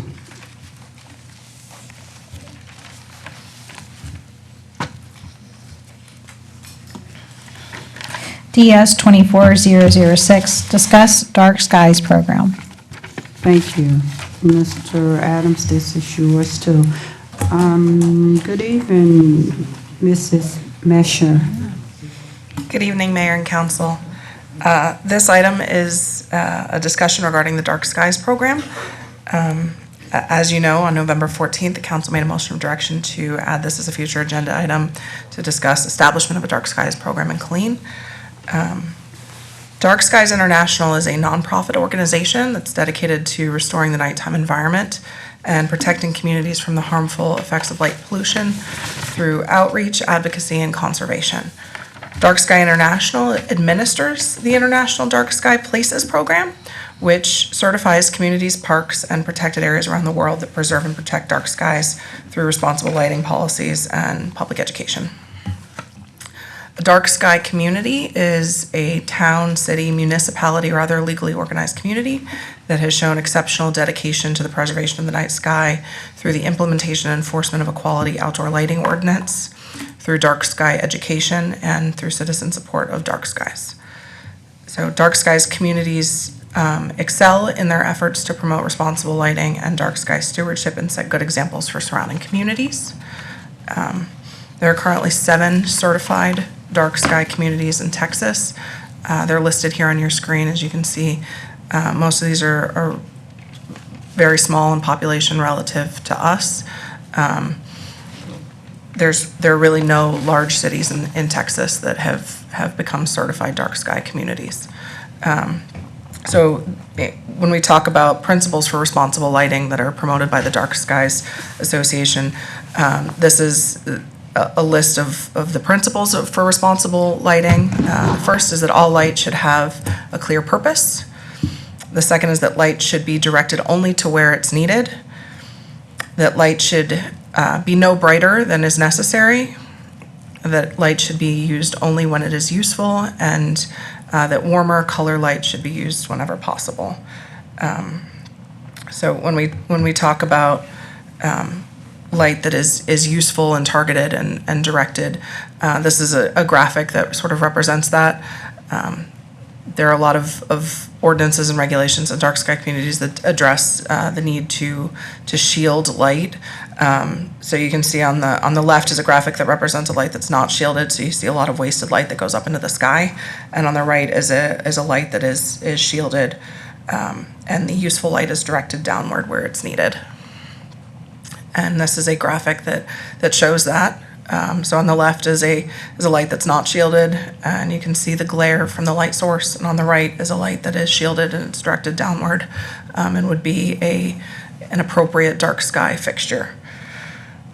This is another example of what an unshielded light looks like. So on the left is a graphic showing the glare of the light that's not covered or not shielded, and on the right you can actually see here that figure is actually in both pictures. But when the light is shielded appropriately, it actually improves visibility and safety and makes it easier to see things that are in the shadows. That's one of the, I think, misconceptions sometimes about shielded light, is that it's not going to be bright enough to provide safety, but this actually shows the opposite. There we go. So some of the advantages of dark sky designation are that it minimizes light pollution and glare. It reduces energy consumption and saves money on electric bills by directing lighting only where it's needed and rather than up into the sky. It improves public safety and improves overall health and well-being. So here on your screen, you've got on the left a gas station that did not have dark sky approved light fixtures, and on the right is the retrofit of that same gas station with dark sky light fixtures. So you can see the difference in the glare and the visibility there. So in terms of the certification process to become a dark sky certified city, the application process typically takes 1 to 3 years to complete. There are a number of requirements for certification, including adopting a comprehensive outdoor lighting ordinance, retrofitting all city-owned lighting, planning and executing at least 2 dark sky events each year while the application process is underway, with explicit plans to continue those outreach efforts after designation, and establishing a sky brightness measurement program to track the amount of light that's going up into the sky. So our current lighting standards, the city does have lighting standards that are applicable only to the university and cemetery districts. So in section 31.443 and 31.452, there are standards that require shielding of light and prohibit light trespass, but those standards are only applicable in those 2 zoning districts. They're not applicable citywide. In section 31.487, we also have requirements for off-street parking areas that require lighting to be reflected away from residential areas, but it does not prohibit light trespass between commercial areas, and it also does not include maximum lighting requirements. It includes minimum lighting requirements, but not maximum lighting requirements. It also has hours for required parking for more than 30 cars, but again, those are minimums, not maximums. So a couple of alternatives. One is to pursue the certification as a dark sky community, and part of that obviously is the lighting ordinance, and then there are also the public outreach efforts that are required as part of that. Another alternative would be to just simply update our lighting ordinance or update our lighting regulations to expand the lighting standards that we currently have in the UD and CD districts to apply to all commercial zoning districts. We could also require a photometric plan for all new commercial development, which would ensure that light is not trespassing from one property to another. By updating our outdoor lighting requirements, we can also update the off-street parking requirements to include maximums instead of minimums for the lighting standards in those areas. I'm happy to answer any questions you have. Thank you. Councilmember Adams. Thank you, Madam Mayor. Thank you, Ms. Messer. This is another one of those items. Again, I attended a workshop at TML and at National League of Cities, and then coming back and I had a citizen actually ask, why don't we do this? Because we can still see our skyline. And it's amazing that we're at over 160,000 people and we can still see the lights. So this is an opportunity for us to still see the light in the song Deep in the Heart of Texas, where the stars are bright. And I support that. And so the organization, Dark Skies, you said they're willing to come and do a presentation of council. I did reach out to them. She indicated that they would be willing to come and do sort of a more in-depth workshop, if you will. Okay. Something that would take a lot longer than what we had And then, for tonight. do you know how long this would, the implementation would be? It's not a tomorrow or next week thing. This is a over a The period of application time. process, if we pursue certification, as I said, takes at least 1 to 3 years.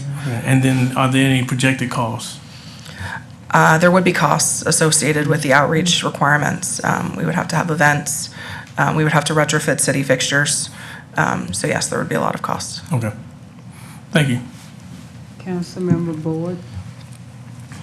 Thank you, Madam Mayor. And, thank you to Councilman Adams for taking the initiative on something that may be of benefit to the city. These are things that we come across when we do some of these trainings, when we do travel. I can see the advantages of the program: improving public safety, minimizing light pollution, reducing energy consumption. One thing I did note that is a bit of a concern: a lot of the cities that were mentioned in the presentation, they're smaller. The largest population was 28,367. So I am concerned a little bit about implementation on the cost to all the lights that we do have. I will say that. But more importantly, I'm curious, as a city planner, what is your perspective on this program and the value to the city? Sure. I think that the dark sky program is worthwhile. It's especially worthwhile in places that have observatories or where the skies are already very dark, and there are efforts related to tourism and through the Park Service to preserve what is already a dark sky.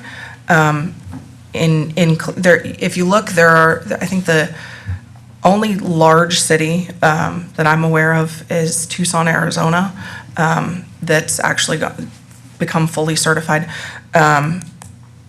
I think that there are advantages to some of the requirements. I think that we could certainly benefit from an outdoor lighting ordinance that adopts some of these principles and policies without pursuing certification. So the certified cities are cities that are exemplary, above and beyond in terms of the amount of effort they've put towards this, and that they're sort of the gold standard for dark skies. We can adopt a lighting ordinance without pursuing certification, and that I think would help with a lot of the issues in terms of glare and light trespass and light pollution, and there's little or no cost to do that. Sure, and thank you for that information. That was going to be my next question. How do we achieve this perhaps in-house? And you're mentioning outdoor lighting ordinance. We'll probably be able to do that. So thank you for that information. Yes, sir. Councilman. Thank you, Mayor. And I'm okay, I'm like more in the middle. I think that if this is something we do pursue, I think that an update is good. I think that from my perspective, as Mr. Boyd said, the smaller cities, if you go backwards, I think that the cost would be, very high for a city like ours. And that's probably why you're seeing more of their smaller cities that get certified. So I'm more in line to saying, okay, we'll pass this on new commercials, developments or things like that. But how does this affect our current light poles? Wouldn't you have to do something with the light poles that we don't even own? Is that part of the process? That's my understanding, and that's probably more research that we need to do in terms of what the city's obligation would be if we wanted to pursue certification or designation as a dark sky community. We can, like I said, adopt an ordinance that addresses lighting on private property that would be applicable to new development without retrofitting our light fixtures. Yeah, but we couldn't tell Encore, is that something that we'd be able to say, you got to change? Because I know we had that discussion before about LED lights and all that. Yes, we could tell them, and they would be happy to charge us to do it. That we would have to pay for it. Everything comes Sounds with like a a cost. big bill. So, and my last question is, in certification, what is the advantage? Are we going to get something if we're certified? It's just saying we're certified. There's no grants or anything that. Not that I'm aware of. It's just an honorary designation. Got it.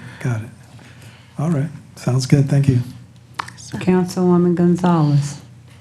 Thank you, and Councilmember Cigar did touch on a few of those things regarding the cost. So you mentioned the startup for the certification, that could take 1 to 3 years. Do we at least know what the cost is for certification?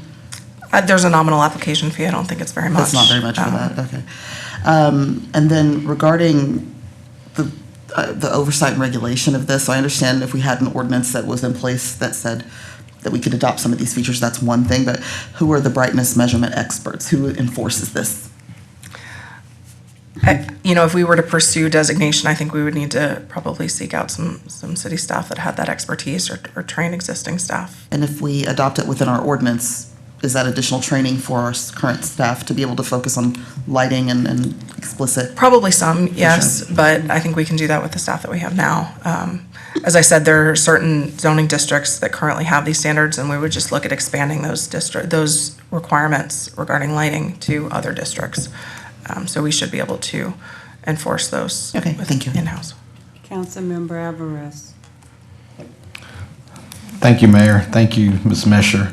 I think your last statement makes the most sense to me. We currently have an outdoor lighting ordinance in the cemetery and university overlay districts.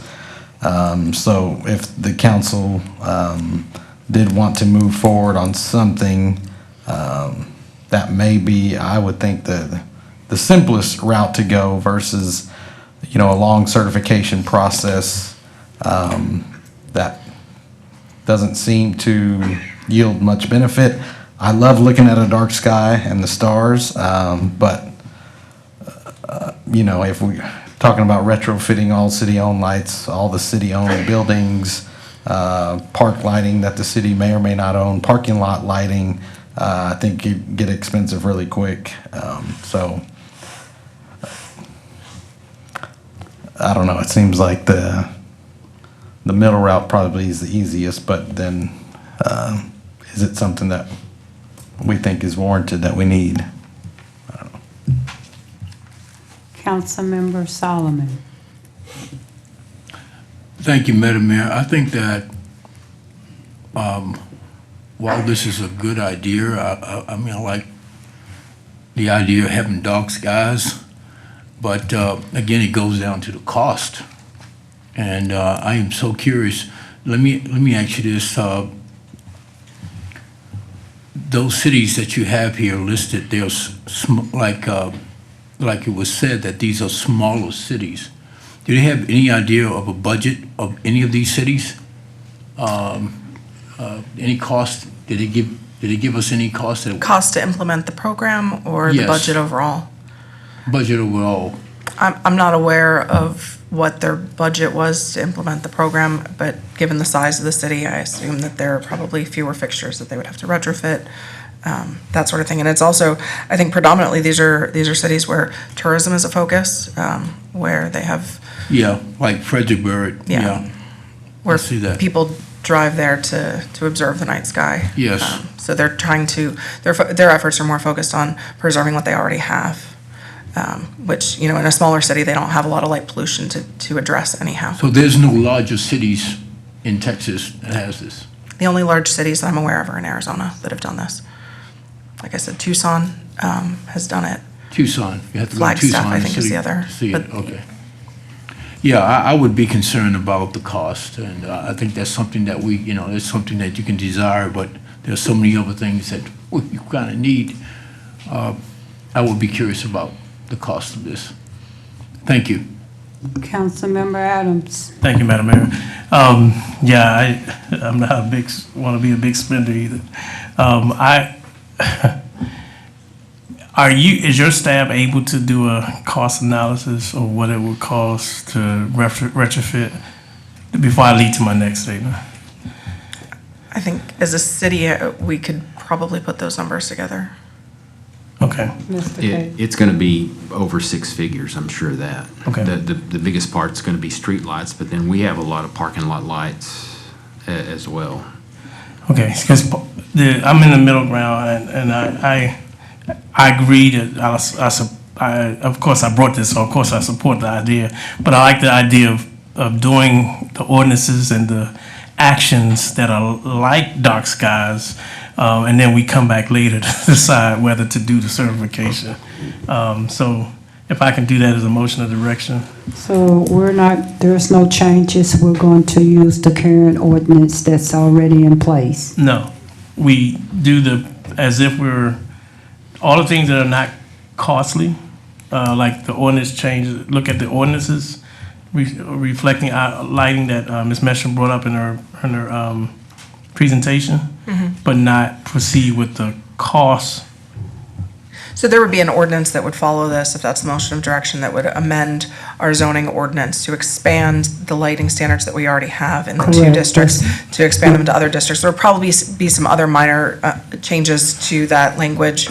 I would probably look at adding a requirement for a photometric plan, that sort of thing, that's not currently in our ordinance.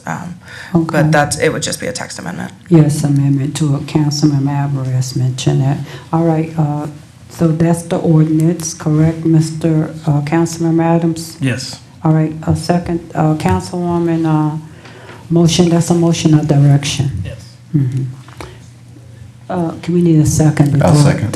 Okay, thank you, Councilmember Boyd. Councilwoman Gonzalez? I just want to get clarity. You're asking to basically amend or to review the ordinance, the lighting ordinance first, as it relates to what we can implement from the Dark Skies program. Is that what you're asking?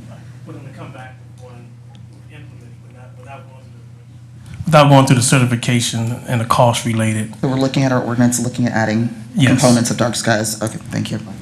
With the answer, that's an amendment to what we currently have in place, and you're going to add the dark skies part that is without cost to that. That's going to be part of that amendment. It would just be a land use regulation that addresses shielding of lights for new commercial development. Mr. Cagle? No, it would be to all zoning districts. I mean, that was the presentation, was that it would be all zoning districts. Sure, so expand the existing lighting Yes. standards Yes, that we ma'am. have. To the ordinance that we have with those amendments. Right. Yes, ma'am. Is that okay, Councilman? Okay.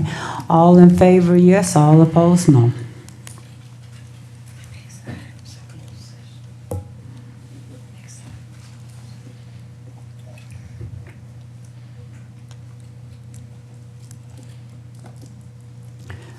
Motion of direction pass 5-2.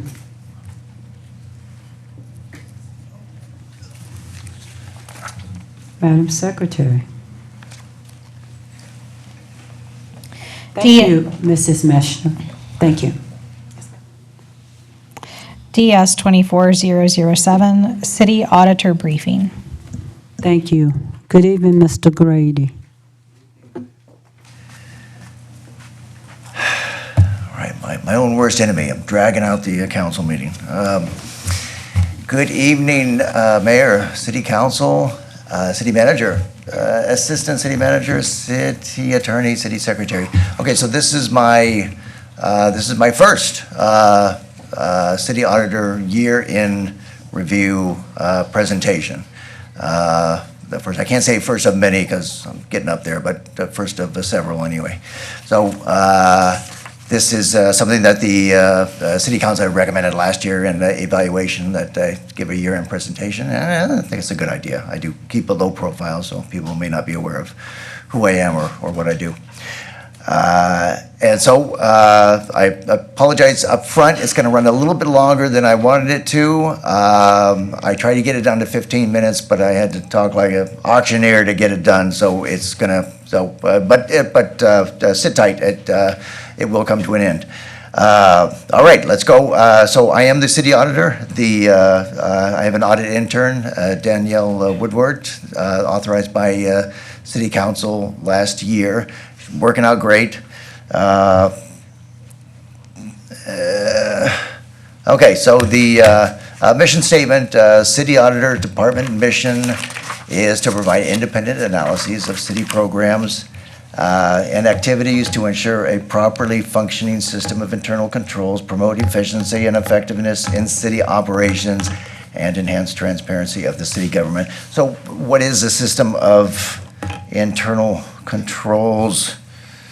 I'm glad you asked. So this is in the late 1980s, a group called the Committee of Sponsoring Organizations, COSO, created this COSO framework for internal controls. It's not going to be on the test. It's made up of 5 components that you need for a well-functioning internal control system. So one by one here, control environment. That's also referred to as tone at the top. That's management's attitude towards controls, and that filters down through the organization. So of course you want to have management that embraces internal controls. Risk assessment, this depends on what you're doing, whatever your process is, whether it's cash collections, accounts payable, whatever. What is it you're trying to do, and what is it that can go wrong to prevent you from doing what you're trying to do? That's your risk assessment. Based on that, Murphy's Law, basically. So based on that, control procedures, what policies and procedures must you put in place to prevent things from going wrong? And you minimize risk, you can't eliminate it altogether. But then information and communication, you gotta make sure everybody's on the same page. Everybody understands these policies and procedures and understands their role in them. And then monitoring, you have to constantly monitor. Things are always changing. There's technological changes, reorganizations. So whenever something affects the system, you have to reassess it. So to paraphrase Thomas Jefferson, eternal monitoring is the price of internal controls. Okay, a little bit. So I'm also supposed to be on the lookout for fraud, and I do have a fraud hotline. So in the 1970s, a guy by the name of Don Cressy, a criminologist, came up with what's called the fraud triangle. These are the 3 elements that are required for occupational fraud to take place. So pressure, this refers to things that can affect a person's outlook, drugs, alcohol, divorce, medical, things that can put an employee in a place of desperation where they might do something stupid. And then opportunity. So this gets back to internal controls. Are there lapses in internal controls? Are there holes that fraudster can take advantage of? And then the last is rationalization. Can the fraudster rationalize this act in their mind? It's I'm just borrowing it. I'm going to pay it back when I get a chance. You haven't paid me overtime in 3 years. I'm just taking what's rightfully mine. I'm almost doing you a favor. So that's rationalization. This is the fraud triangle, and clear. Okay, so that's these are things that are that kind of the framework that auditor gives you some insight into what auditors have in their head when they approach an audit. Okay, so reports issued. So this year, this was a banner year for me. Since I've gotten here, I've been trying to get to 1 audit done per quarter, getting to 4 for the year. And I finally got there this year, and this was because of my audit intern. She's great. So I'll just go through these real quick.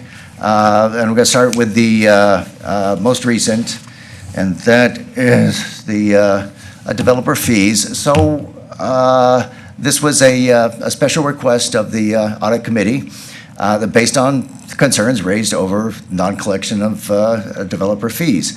And the report's out there. Mr.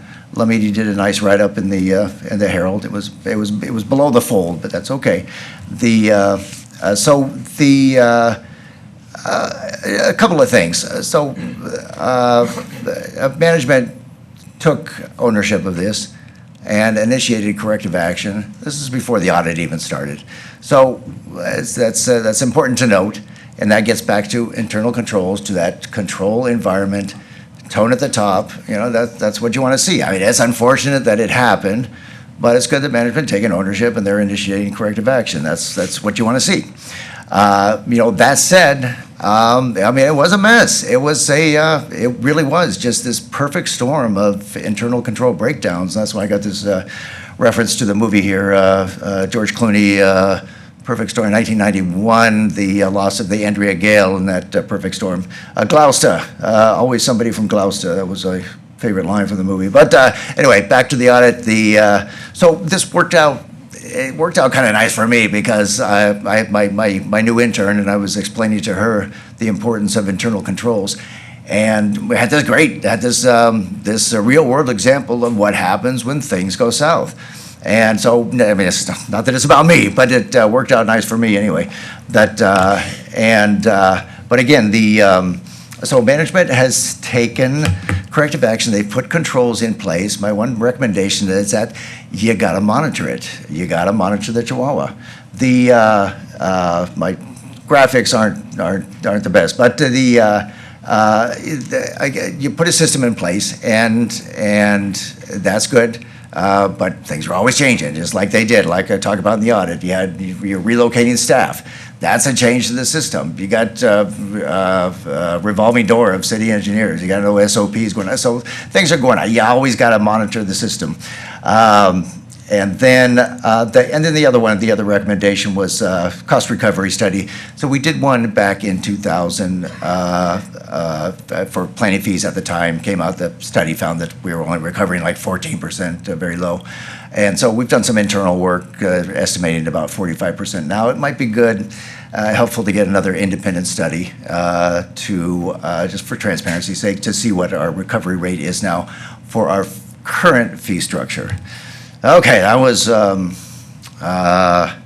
developer fees. So animal services, Tale of Two Shelters, that's a reference to Charles Dickens' A Tale of Two Cities, and the opening line of which, it was the best of times, it was the worst of times. That's kind of the gist of the audit. A lot of progress and some setbacks. The IGSA, the Intergovernmental Support Agreement with Fort Cavazos, it's basically delivering on what it was intended to deliver. We're getting a lot of resources out of it. We're able to staff up. We've got additional equipment. We're still waiting on the 4 animal control vehicles. Those are supposed to be arriving between April and July of this year. Last time I checked with Fleet. And it's helping to finance the East Lake Veterinary Center, which is going to be our new adoption center. And then, so that's all good. And then also the utilization of social media, just vast improvement over what was going on in 2018.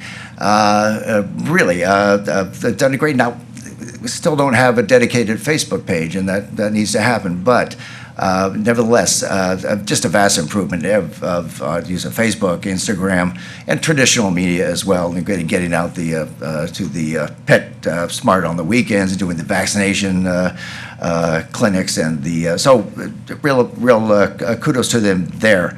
And then, so that's all. That's the best of times. The worst of times, the live release rate really took a dive.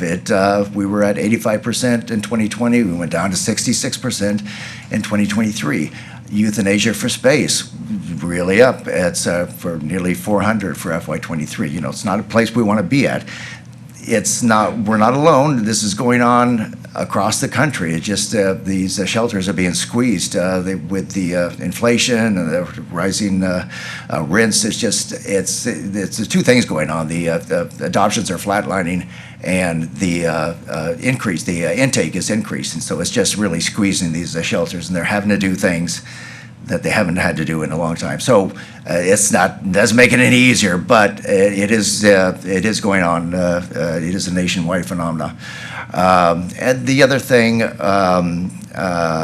was a trap neuter return. So we've kind of been banging our heads against the wall on this thing from day one with this compliance-oriented approach of registration, of permits, of reports, of size limits. So if you talk to the experts, you talk to the folks that do this for a living, Williamson County's been doing it since 2007, El Paso, very well-established program. LA Cat Allies is a national nonprofit that's been working with municipalities for the last 30 years to set up these programs. You talk to these folks, and they will tell you, and they have told me, that this compliance-oriented approach is a dead end. It just drives people underground, which it has. Nobody is signing up. So we've really got to move away from that. As I say in the report, we need a paradigm shift away from this compliance-oriented approach just towards outreach and education. And because this is bigger, that we're kind of focusing on colony managers, but you don't have to be a colony manager to participate in TNR. Anybody can do it. You got a stray cat running around your neighborhood, you can pick them up and take them in. But not everybody's aware of that, so we need to get the word out. And that's what, we don't really have anything on our website. We don't really do anything in social media in terms of promoting TNR. And we have public nuisance provisions on our in our ordinance to deal with folks. Not everybody likes cats. It's not everybody likes auditors. It's hard to believe, but but in those instances where this may be causing a quality of life issue for neighbors, we have those public nuisance provisions. You got the occasional, and most of these the cat folks they're just. They like cats. They're trying to do the responsible thing, so we don't want to throw a bunch of hurdles in their way. So again, that is the recommendations are one to set up launch a dedicated Facebook page. And nobody disagrees with that. It's just a matter of figuring out how to do it. Who's going to be responsible for monitoring the content and so on. And then again, the social media campaign for outreach for TNR, revising the Chapter 6 accordingly. Long-term goal, the holy grail will be when we can finally get a veterinarian on board at our new facility. It's going to be a game changer. And in terms of TNR, it will allow us to provide low cost or no cost spay neuter services for the free roaming cats, and that's really it's not an absolute requirement, but it's so much easier when you have that, because there's just so many vets out there, and it's expensive for the volunteers who want to do this. They're doing it on their own dime, so it's tough. So that's a real, Harker Heights, they offer a nominal fee. Williamson County, El Paso, they do it for free. So it's really, like I say, it's going to be a game changer. Okay, so accounts payable. I was having trouble finding a graphic. I finally settled on Wimpy. I will gladly pay you Tuesday for a hamburger today. It's kind of an accounts payable. The finance department's doing a good job. Good, strong internal controls, good separation of duties. There were just a few issues. One was vendor payments for foreign vendors. We didn't have a lot of them, but some of them were problematic, and we had to cancel some procurements at the last minute because we couldn't get tax ID numbers from the vendors. So there was a lot of wasted legwork. So just talking to Judith about it, the finance executive director, and Lori Ann, the purchasing director, about maybe we need to put some policies in place to make sure that departments are exhausting their domestic options before going forward. And then the other one was vendor, the master file. So, and this is the legacy issue. We just have thousands of old vendors in our vendor file that are still active, and it's something that we need to clean up. And they're aware of it, and they are working on it. But it's gonna take some resources. So it's an unnecessary risk of having these out there for either vendor being selected in error or for fraudulent purposes. And so it'd be nice if we can get this done before we transition to the new financial management system, which should be starting this year. Okay, and there's the in terms of recommendations going forward.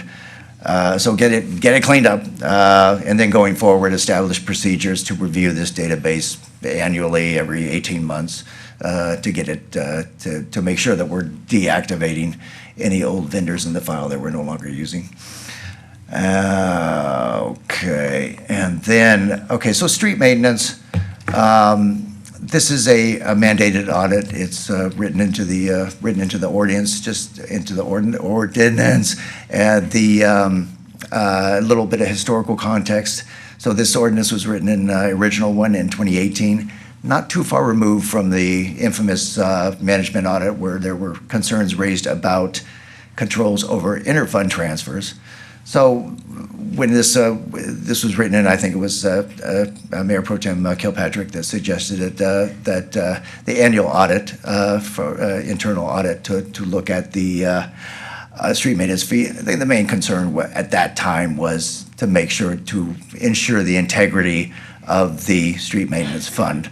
So, and that's pretty routine stuff. I got to do a one-page report on that. But I like to go a little deeper and tell a story. So, the story of this particular audit. This was the first audit after the increase to $10 for the street maintenance fee. And what that did was allowed us to establish, for the first time that I'm aware of, a mill and overlay program. Which is and that's Mad Max and his dog Mill and Overlay, Road Warrior, kind of keeping it in street maintenance theme. But so Mill and Overlay. So this Mill and Overlay, that's for these streets that are beyond the point of preservation. But they're still salvageable. They haven't gone south yet. So to the extent that we can get to these streets, and this is we're talking about these mainly these streets right here in fair condition. They're starting to go. They're beyond the point of preservation, but they are salvageable. We can get to if we can get to them before they slip into a failed street, and we'll be saving a boatload in cost avoidance. The only issue I had with this is that we were budgeting, our street maintenance budget for the 5-year budget was based on PCI pavement condition index survey that was done pre-Winter Storm Uri. So it was underestimating the damage that we needed to get to. And so I recommended that if we can, because it's a balancing act. We gotta put sock money away for reconstruction. We're getting about $10 million a year. It's about 50-50 going for reconstruction and the other half for street maintenance, for the preservation and for mill and overlay. So I recommend it to the extent that we can. We don't want to cut ourselves short on reconstruction, but to the extent that we can bump up the street maintenance budget so we can increase our mill and overlay work. That's gonna help to help us in cost avoidance just so we can get to these streets before they fail. And the city manager was nice enough to do that. It was budgeted. We were budgeted for $4.3 million going forward for the 5-year budget, and they kicked it up to $4.6 million. So another $300,000. That's good for about center lane mile a year. So that's that's good. And that was my recommendation. So that concludes my first city auditor annual presentation. Thank you, Mr. Grady, for your presentation, and also the audit committee. I know Councilmember Boyd and also Councilmember Alvarez served on that with me, and we thank you for your detailed report to the residents and also taking us up on our recommendation to brief the council. Thank you. Sure.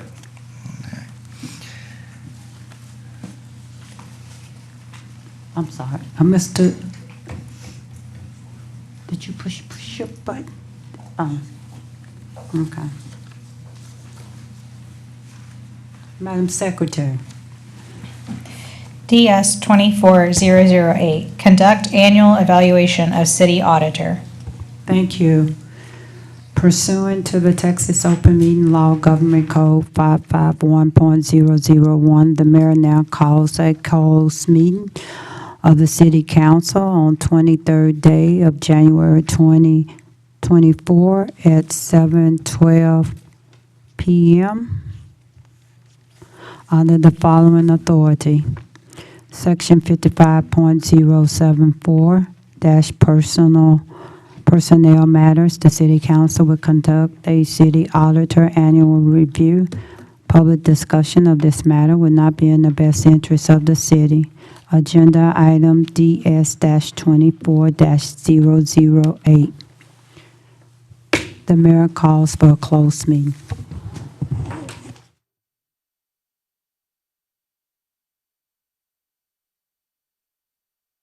Council completed its closed meeting on January the 23rd, 2024 at 7:58. Can I get a motion to adjourn? Madam Mayor, move to adjourn. Thank you. Second. All in favor? Aye. Meeting adjourned.